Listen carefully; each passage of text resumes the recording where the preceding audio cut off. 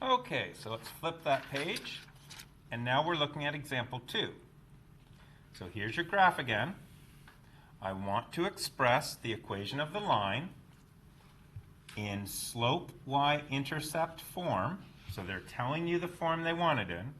We're going to calculate the slope, we're going to determine the y-intercept, and we're going to substitute. So this is almost identical to the last question. Do you notice what's different between this example and this example? Take a quick look. Take a look at that. Take a look at that. There's one thing that's strikingly different about the two.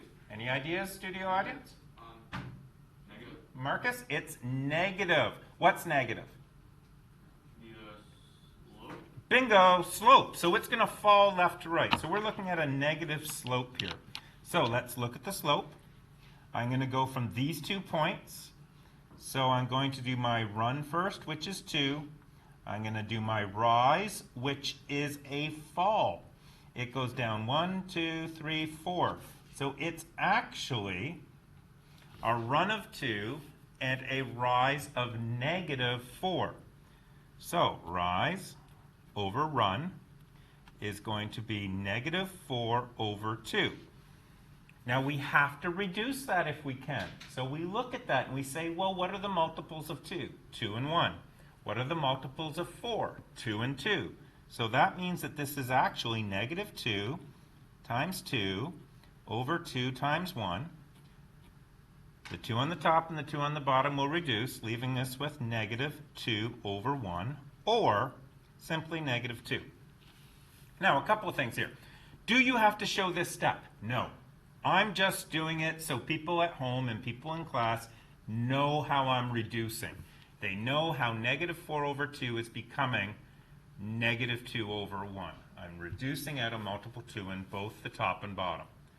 Now, which one of these two answers do we like best? For this unit, for what we're doing, that one.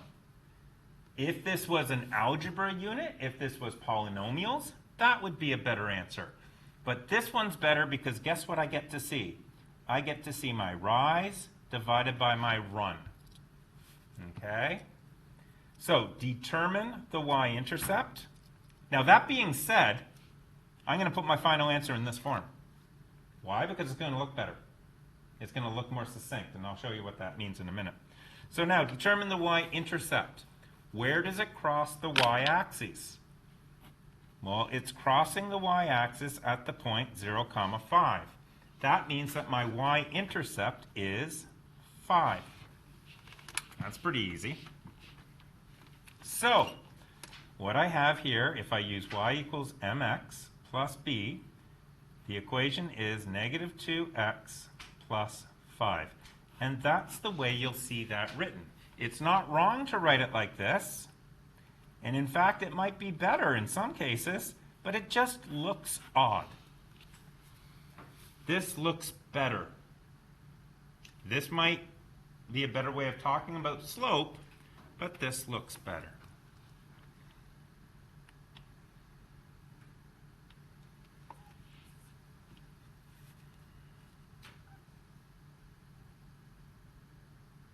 Okay. Example 3. Are we ready to go on? I'm going to pause the video, give my class a chance to copy this down, and we'll be right back.